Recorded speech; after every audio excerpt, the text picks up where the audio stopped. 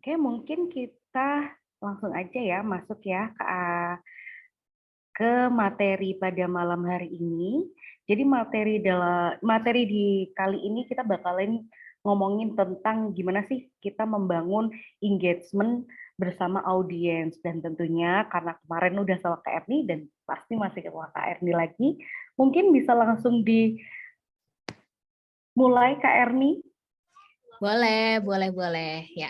Berarti ini langsung aja ya, Karen. Oke. Oke, thank you sebelumnya Karena. Halo, selamat malam teman-teman. Assalamualaikum warahmatullahi wabarakatuh. Semoga masih semangat ya di malam hari ini, di malam kedua kita ketemu lagi. Masih dalam bahasan yang sama, tapi akan ada beberapa topik yang berbeda. Mungkin kalau kemarin teman-teman belum sempat ketemu sama saya, sama aku gitu ya, bolehlah kenalan lagi. Halo, salam kenal semuanya. Aku Erni Irdewanti, teman-teman bisa panggil aku Erni saja gitu ya. Kalau beberapa orang tanya, Mbak Erni ini konten kreator ya kayak gitu. Bukan banget sih ya, bukan konten kreator yang kemana-mana FYP terus bikin konten gitu enggak. Tapi alhamdulillah sekarang dipercaya sebagai konten strategis. Sebenarnya kerjaannya sama sih, bikin konten gitu ya. Tapi lebih fokus ke brand-brand yang sekarang saya pegang karena kebetulan kerja di agensi gitu. Jadi memegang beberapa brand seperti kementerian dan juga BUMN. Jadi di sini nanti akan sharing nih ke teman-teman ya, bukan ngasih edukasi atau belajar gitu, tapi lebih ke sharing aja. Jadi nanti terbuka juga buat teman-teman nanti yang misalnya mau cerita gimana kemarin bikin konten di brandnya masing-masing gitu ya, atau mau berkeluh kesah gini toh susah banget Mbak bikin konten FYP. Sama ya, semua orang merasakan yang sama kalau mau FYP tuh susah banget, apalagi sekarang sudah banyak brand yang membuat konten, jadi kita harus berlomba-lomba untuk FYP dan saling dikenal kontennya satu sama lain ya. Jadi thank you teman-teman yang sudah hadir pada malam hari ini. Kalau saya kebetulan sekarang lagi ada di Bandung dan hujan gitu ya, malam minggu pula sendirian lagi ya kan. Tapi nggak apa-apa. Sama Oh Mbak nggak nih. kan? Di Jogja juga lagi hujan banget nih. Itu. Kak Rena sendirian juga nggak? Enggak dong. Ini lagi ditemenin Oh, sama teman-teman dari Kirimin Aja. Ada Kak oke. Wisnu, ada lengkap deh pokoknya malam Rame ini. ya, ya. Heeh. Jadi sekarang rame. Nah, akhirnya aku juga nggak sendirian nih karena ketemu sama teman-teman UMKM. So, selamat datang. Nanti kita akan mulai sharing lagi dan tentunya sekali lagi ya, aku mengapresiasi teman-teman UMKM yang sudah hadir malam hari ini. Tahu banget sih susahnya berusaha bikin usaha, apalagi harus bikin konten lagi gitu kan ya. Saya aja yang memegang beberapa brand dan bikin konten aja kadang-kadang keteteran, apalagi harus bikin usaha gitu. Jadi tepuk tangan buat teman-teman UMKM yang sudah hadir pada malam hari ini. Dan aku mau mungkin review sedikit kali ya materi yang sudah aku sampaikan tadi malam gitu ya, karena kemarin ada di Dewan. Mungkin ada beberapa dari teman-teman yang kemarin belum hadir gitu, atau mungkin terlambat hadir gitu kan ya. Ada beberapa sharing yang pengen aku sampaikan gitu ya. Jadi nge-refresh aja kali yang kemarin gimana gitu, sekaligus aku pengen juga nanti kita diskusi soal storyline yang mungkin beberapa dari teman-teman udah buat juga gitu ya. Nah, ini kemarin aku sharing tentang FYP journey gitu ya. Jadi kalau teman-teman merasa kok nggak FYP ya Mbak gitu, kontennya kok susah banget ya, sama gitu.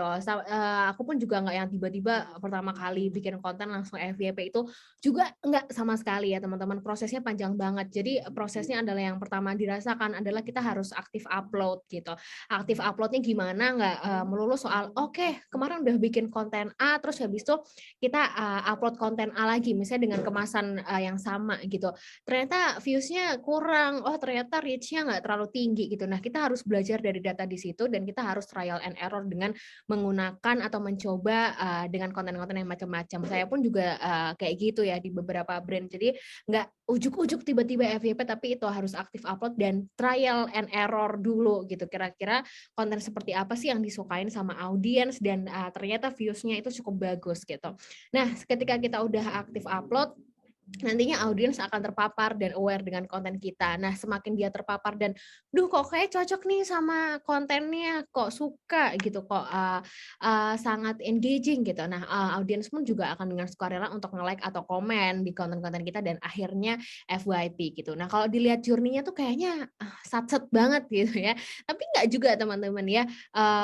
Pasti akan ada trial and error dan mencoba untuk cari kemasan konten yang pas gitu. Nah, terus gimana cari kemasan kemasan konten yang pas, yang jelas yang pertama kita harus memperbanyak referensi kita dan kalau saya boleh bilang jalan pintasnya gitu ya, jalan pintasnya adalah kita membuat cerita yang original dari kita sendiri gitu ya, create your original story gitu. Jadi TikTok pun juga punya algoritma yang mendeteksi bahwa oh ini dia nggak ngikutin tren terus nih kayak gitu. It's okay untuk ngikutin tren, tapi ketika kita bisa create our original story dan itu menghibur dan itu ternyata audiens suka, itu pasti FYP-nya kemungkinan akan lebih mudah. Terus gimana cara membuat original story-nya? Kemarin juga udah saya sampaikan ya, ada tiga bagian dalam membuat storyline. Dari yang pertama 3 until 5 second hook. Jadi di awal di 3 sampai 5 detik pertama adalah detik-detik yang menentukan bahwa audiens kamu akan stay nggak sih untuk menonton video sampai selesai gitu. Lalu yang kedua ada message-nya, ada key message yang harus teman-teman sampaikan. Ada rumusnya before you, unique, urgent, ultra specific, and useful. Dan terakhir adalah punchline. Nah ini mungkin nggak akan aku sampaikan secara detail, tapi kita langsung lihat ya. Ini contoh konten yang kemarin storyline-nya gimana sih yang dimaksud dengan hook, gimana sih yang dimaksud dengan message, dan mana sih yang disebut dengan punchline gitu ya. Nah kita tonton video ini bareng-bareng. Oke, itu adalah salah satu contoh videonya yang kebetulan talent-nya saya sendiri ya. Jadi bikin storyline sendiri, bikin talent sendiri gitu ya. Nah, ini salah satu contoh storyline-nya. Yang pertama ada hook-nya di 3 sampai 5 detik pertama. Ada cewek marah-marah, kok komen-komen sih di postingan cewek gitu kan. Padahal ngapain? Biasanya kan cewek kayak gitu ya. Jadi di pertama 3 sampai 5 detik pertama tuh state the problem gitu, kayak cerita gitu. Pasti nggak cuman aku nih yang ngerasain, kok pacar aku komen-komen sih di postingan cewek, itu kan pasti juga kalian kadang-kadang ada yang marah kan gitu. Marah-marah, kok komen sih di postingan-postingan cewek gitu. Terus habis itu yang kedua, message-nya gitu ya, semakin dipertegas, ya emang aku tuh nggak cantik, aku nggak langsing, tapi kamu jangan komen-komen langsing atau cantik ke komen ke cewek lain dong, kayak gitu kan. Nah biasanya kalau kayak gitu kan cowoknya akan minta maaf gitu kan ya, ekspektasinya ketika orang nonton video kan kayak akan minta maaf atau akan menjelaskan penjelasan, "Enggak, itu bukan maksud aku yang ini gini," gitu. Tapi kita ada punchline tuh, ada plot twist-nya istilahnya ya di akhir ya, itu kita bilang, si Rashif bilang, si cowoknya bilang, "Oh itu tuh side job aku, itu tuh side job aku emang harus komen karena aku jualan pelangsing sama pemutih," gitu kan. Jadi itu yang disebut dengan plot twist, dengan punchline ya teman-teman. Jadi ada keterbalikan fakta gitu ya yang tidak mendukung kalimat-kalimat sebelumnya. Jadi itulah untuk memunculkan plot twist-nya teman-teman. Jadi udah cukup kebayang lah ya gimana gitu, atau dan teman-teman juga kemarin yang udah ikut Dewan udah mendengar ini ya storyline ini. Nah, next aku pengen teman-teman buat sharing gitu kan ya. Mungkin yang kemarin udah ikut kelas yang semalam gitu ya, dan pengen sharing gitu. Kira-kira di sini udah ada belum yang mencoba untuk membuat storyline gitu? Boleh dong sharing gitu ya, atau open mic gitu, atau raise hand dulu juga boleh. Ada yang mau sharing dulu kah? Ayo teman-teman silahkan untuk yang tadi udah bikin, walaupun tulisannya sebatas notes gitu nggak apa-apa ya Kak Evni ya? Iya, nggak apa-apa. Sharing aja dulu. Atau mungkin pengalaman gitu. Nah, jadi ketika teman-teman mencari ideas gitu ya, gimana ya ceritanya kayak gitu, terus bingung inti ceritanya apa atau itu inspirasinya dari mana gitu. Nah, teman-teman bisa coba deh. Biasanya kan kalau di komen atau di DM brand gitu ya, di tempat teman-teman produknya teman-teman, atau mungkin testimoni gitu kan. Kadang-kadang ada cerita lucu atau pengalaman lucu ya kan. Nah, itu bisa jadi inspirasi buat teman-teman ketika mau buat konten gitu. Jadi ada yang mau cerita dulu kah atau masih meraba-raba gitu kan? It's okay banget. It's okay banget. Oke, teman-teman, aku persilakan banget untuk open mic. Kalau mau bercerita mungkin struggle-nya apa tentang bikin konten ini, atau pengalaman yang udah ada, karena kemarin kan juga berarti mereka pasti udah coba-coba nyusun-nyusun dikit-dikit gitu kan ya Kak, atau sebelumnya udah buat tapi masih salah, Atau masih kurang menarik, boleh kali ya kita sharing-sharing gitu kali ya.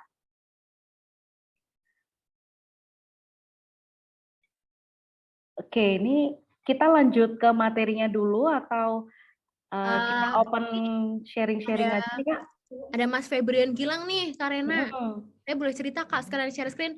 boleh, Boleh cerita boleh. kali ya. Monggo Mas Febrian Gilang.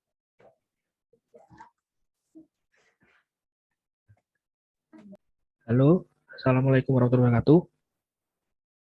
Halo Mas. Panggilannya siapa nih? Halo. Gilang, Oke. Mas Gilang mau sharing. ini Boleh. boleh saya screen nggak, Kak? Boleh. Jadi Boleh kemarin aku share screen. sempat buat nih, Kak.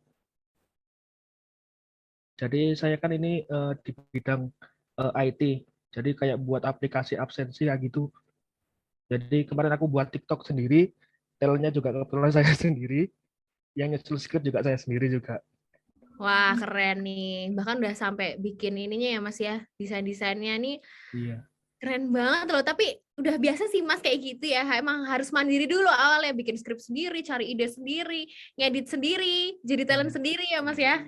iya. Jadi contohnya seperti ini kayaknya kayak gimana ya, Kak? Saya cuman Tadi kita ngomongin soal isi kontennya gitu ya. Kita juga nggak boleh ketinggalan untuk membangun engagement dengan audiens gitu. Nah, teman-teman pasti udah nggak asing ya sama kata engagement ini gitu.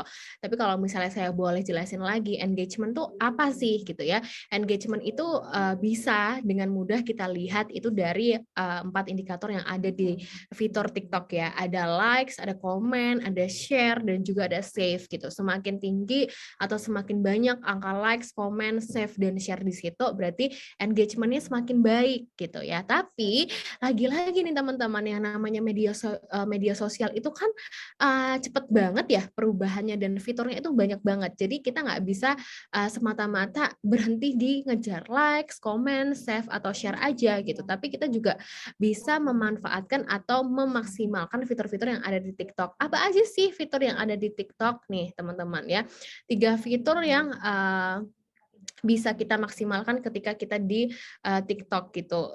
Ini tujuannya apa? Adalah tujuannya untuk mengubah habit penonton yang awalnya itu adalah penonton yang pasif, yang ketika terpapar konten kita cuma ngeliatin aja, mengubah jadi aktif gitu ya, mengubah jadi partisipan atau viewers yang aktif gitu. Dan ada banyak fitur yang ada di TikTok yang bisa kita pakai gitu. Misalnya kalau teman-teman udah kepetok, duh bikin konten apa lagi ya gitu kan, kayak udah kehabisan storyline, udah kehabisan ide gitu. Teman-teman bisa dengan nge-stitch konten-konten yang ada di TikTok gitu. Jadi nge-stitch itu menanggapi konten-konten yang ada di TikTok. Misalnya contohnya ini ya. Oke, nah itu salah satu contoh video yang di-stitch teman-teman. Jadi dengan bekal video yang sudah ada sebelumnya di TikTok, sebagai brand kita bisa menanggapi itu gitu. Misalnya ada produk makanan olahan frozen gitu. Terus ada teman-teman nggak secara langsung kepapar video yang ternyata ada ibu-ibu yang bingung gimana ya cara bikin bekal gitu kan, atau misalnya cerita ribetnya sebagai orang ibu kalau pagi gini. Nah, sebagai brand kita bisa nge-stitch nih kayak gitu. Misalnya dengan menanggapi, ini loh ada frozen food dari kami yang bisa membantu ibu untuk biar nggak keburu-buru gitu ya, keburu-buru dalam nyiapin pagi-pagi karena bekalnya udah siap, tinggal dipanasin aja nih kayak gitu. Nah, itu salah satu bentuk stitch-nya. Nah, nanti kemasannya entah mau secara soft selling atau hard selling itu juga bisa disesuaikan lagi gitu ya. Lalu yang kedua, engagement-nya juga bisa kita gunakan dengan duet gitu. Nah, kalau biasanya di TikTok itu rame duetnya itu duet nyanyi gitu ya, atau mungkin yang sekarang banyak penyiar radio pun juga duet-duet siaran gitu kan ya, macam-macam gitu. Nah, sebagai brand pun kita juga bisa ikut gitu meramaikan duet-duet yang ada yang misalnya lagi rame gitu. Jadi memanfaatkan fitur-fitur yang ada. Lalu yang terakhir ini juga ada dengan mereply gitu. Kalau tadi nge-stitch nanggepin gitu ya. Nah, nge-reply ini juga salah satu bentuk engagement yang hampir sama dengan stitch gitu. Tapi bedanya adalah kalau reply ini misalnya ada customer yang komen gitu ya, audiens yang komen di kontennya teman-teman terus tanya gitu. Ini tahan berapa hari ya frozen food-nya di kulkas kayak gitu. Nah, itu kita bisa jawab juga gitu ya. Tinggal pencet reply terus nanti jadilah konten yang baru. Nanti dijelasin, oh ini frozen food-nya bisa tahan 5 hari di dalam kulkas yang kayak gitu. Jadi itu juga adalah sebuah konten ya teman-teman. Selain manfaatnya banyak banget, selain teman-teman jadi hemat ide gitu ya ketika udah kepentok idenya. Yang kedua, teman-teman pun juga bisa meningkatkan engagement. Kenapa? Karena memaksimalkan fitur yang ada di TikTok. Begitu. Nah, yang lagi rame-rame juga ya teman-teman, ada yang namanya juga hashtag challenge gitu. Ini pun juga bisa teman-teman lakukan untuk brand-brand ya. Jadi waktu saya sharing juga tentang ini di tempat lain tuh banyak yang bilang kayak, ya itu mah brandnya udah gede gitu kan ya, Cimory kan ini ya.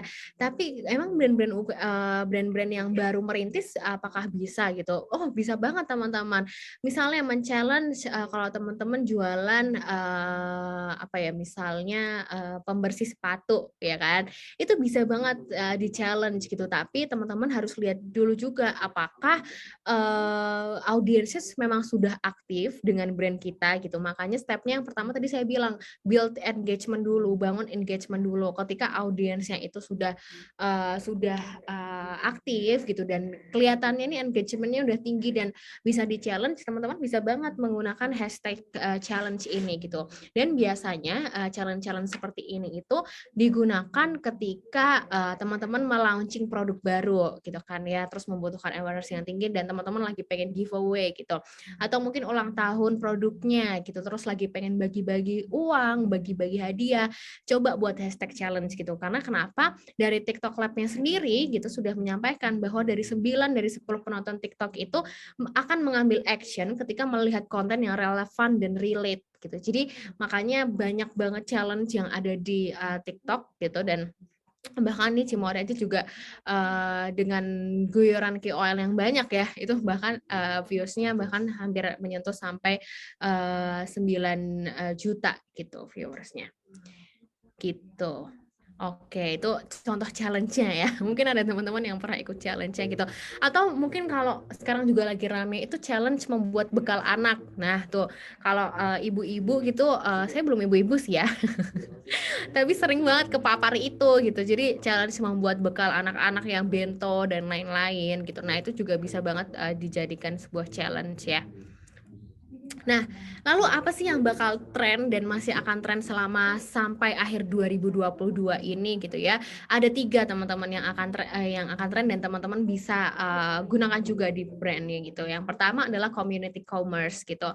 Jadi ya seperti yang kita tahu ya, kemarin kalau teman-teman ikut di Day One juga ada Mbak Regita yang udah melalang buana di TikTok Shop gitu ya, sharing gitu bahwa memang TikTok ini tidak hanya menjadi sosial media aja untuk teman-teman sharing. Pergerakannya cepet banget. Kalau dulu kita tahu TikTok cuma buat orang joget-joget gitu, tapi sekarang ternyata TikTok juga bisa membuat orang jualan di situ dan beli di situ ya. Makanya ada TikTok Made Me Buy It gitu. Jadi teman-teman bisa memanfaatkan TikTok Shop itu dan live shopping ya. Sekarang hampir semua brand itu berlomba-lomba untuk live shopping dan nggak ini ya, nggak niat banget yang sampai 5 jam per hari dan sebagainya gitu. Jadi teman-teman bisa manfaatkan live shopping ini yang ada di TikTok. Dan kemarin kalau dari pesannya Mbak Regita ya, yang menggunakan TikTok Live pun juga menyampaikan bahwa harus wajib banget yang namanya TikTok Live gitu. Jadi teman-teman bisa coba untuk TikTok Live shopping ini. Lalu yang kedua, evolution of sound gitu ya. Jadi TikTok itu pasti identik dengan sound yang dipakai gitu. Jenis apapun sound, bahkan kalimat apa yang disampaikan orang tuh bisa banget jadi sound gitu. Kalau yang rame-rame ini ada yang rapat harus terbuka tertutup dan lain-lain gitu. Jadi memang betul kalau ada yang bilang coba deh pakai sound yang ngetren gitu kan dalam membuat konten.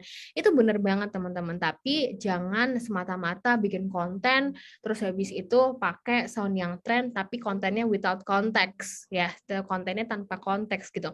Kita harus bisa kasih point of view, kita harus bisa kasih sudut pandang kita dalam membuat konten itu. Misalnya sekarang yang lagi trending lagunya Lyodra yang Sang Dewi gitu. Nah, kita jangan semata-mata bikin konten yang nggak nyambung sama lagunya Lyodra gitu kan ya. Coba bikin konten yang mungkin vibes-nya gitu ya, nuansanya tuh hampir sama kayak lagunya Lyodra, karena lagunya Lyodra itu agak slow gitu ya.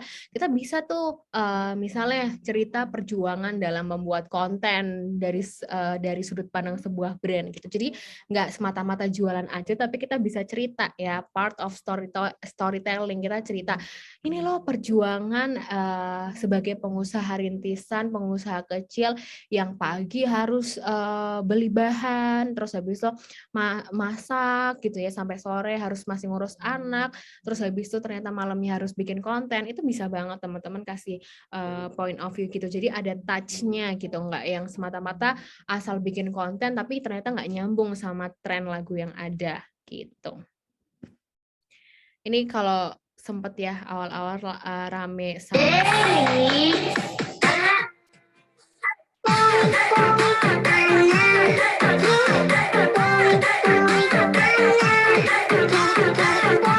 jadi kreatif banget ya orang-orang TikTok nih, bahkan dari omongan orang aja udah bisa jadi sound gitu, dan sempat viral juga gitu. Nah, yang terakhir nih teman-teman adalah yang sampai akhir tahun 2022 bahkan sampai menurut saya pribadi ya, ini pasti akan berlanjut sampai tahun-tahun berikutnya dan bisa jadi sebuah evolusi dari sebuah konten yang brand mungkin akan agak meminimalisir dalam membuat konten pribadi ya, membuat konten sendiri, dan nantinya produk-produknya itu akan diiklankan oleh konten kreator yang dibayar gitu ya istilahnya sama sebuah brand gitu. Jadi kenapa? Karena dari penelitian pun juga udah bilang gitu ya, dari analisis yang dilakukan TikTok sendiri, bahwa audiens itu akan lebih enjoy atau lebih mau untuk mengetahui sebuah brand ketika produknya itu diiklankan atau diceritakan oleh seorang konten kreator gitu. Nah, ini juga bisa menjadi solusi nih buat teman-teman ketika udah capek banget bikin konten gitu, tapi alhamdulillah udah punya modal yang lebih dalam bisa membayar atau istilahnya nge-endorse gitu ya konten kreator. Itu teman-teman bisa menjadi sebuah solusi juga, karena menurut pengalaman saya dan melihat red card-nya teman-teman di TikTok ya dibandingkan di Instagram itu sepertinya jauh lebih murah dibandingkan di Instagram gitu. Jadi teman-teman mungkin bisa menganggarkan ini ketika sudah punya anggaran yang lebih untuk mengendorse seorang kreator gitu. Dan bentuknya pun macam-macam ya teman-teman, nggak semata-mata hanya di post sama kreatornya, tapi sekarang pun juga banyak brand yang tinggal jual beli putus gitu ya istilahnya, nih aku beli konten kamu tapi nanti aku upload di sosial mediaku gitu ya, seperti ini ada Aqua sama Traveloka Eats pun udah melakukan itu gitu. Jadi mungkin bisa dipertimbangkan ya ke depannya gitu, karena kita lihat juga bahwa di TikTok pun juga sudah membuat rilis gitu bahwa sekarang tuh orang itu akan lebih percaya ketika melihat iklan atau melihat sebuah produk itu dari review gitu kan ya, dari testimoni, dari storytelling atau cerita kreator-kreator yang ada di TikTok itu. Nah, terakhir nih, cepet ya di malam hari ini. Kalau misalnya dari saya, terakhir, dalam membuat konten itu adalah sebuah proses yang tidak akan pernah selesai. Waduh. Tapi benar ya teman-teman, karena kenapa yang namanya fitur, yang namanya pergerakan audiens, trends itu tuh sangat cepat gitu. Jadi kitanya harus bisa beradaptasi dengan konten atau media sosial, terutama TikTok yang ada gitu. Nah, sometimes kadang-kadang itu membuat kita capek gitu, karena kayak aduh tiap hari buka sosmed gitu kan ya, tiap hari cari ide gitu. Belum nanti kalau ternyata nggak FYP terus views-nya dikit gitu ya. Teman-teman harus mengingatkan pada diri teman-teman bahwa konten itu is not just about the result ya. Konten itu bukan hanya semata-mata tentang hasilnya, tentang seberapa banyak views-nya gitu. Tapi membuat konten itu juga adalah proses learning, experience and telling the story that excites you gitu. Tapi konten itu juga adalah proses dalam belajar, dalam mencari pengalaman dan juga menceritakan apa yang teman-teman juga bahagia gitu. Jadi kuncinya di situ teman-teman. Teman-teman harus senang dulu dalam membuat konten. Ini juga sama aku rasain ya. Jadi awal-awal dalam membuat konten video tuh kayak aduh kok gini-gini aja sih gitu. Dari aku pribadi tuh nggak senang gitu. Terus lama-lama mencari pattern, coba deh keluar dari zona nyaman. Kalau biasanya bikin konten video itu cuman buat brand yang saya pegang, sekarang saya coba buat bikin konten untuk saya pribadi gitu. Ternyata itu sangat refreshing teman-teman. Kenapa? Karena saya senang dengan konten yang saya buat untuk akun pribadi saya. Ketika senang gitu ya, jadi itu inspirasinya jadi banyak. Oh ya ini kayaknya bisa deh diaplikasiin di brand gitu kan ya. Jadinya senang juga dalam membuat brand dan alhamdulillah jadi tahu patternnya. Jadi teman-teman ingat harus senang dulu ya, harus senang dulu dengan cerita yang mau disampaikan di konten gitu kan ya, baru dibuat kontennya. Kayak gampangnya adalah ketika teman-teman ketemu sama teman segengnya kan harus senang dulu kan ya, mau ceritain apa sih, mau gosipin apa sih gitu kan. Ketika senang sama obrolannya, senang sama ceritanya, pasti teman-teman akan excited buat cerita ke teman segengnya, teman arisannya gitu kan ya. Sama dalam membuat konten itu ya, telling the story that excites you gitu. Jadi sekian dari saya teman-teman untuk materi malam hari ini. Oke, thank you Kak Erni. Yang perlu di-highlight adalah konten itu it's not just about the result atau number gitu, tapi itu ya ada learning, experience, dan kita yang perlu diingat adalah telling the story that excites you.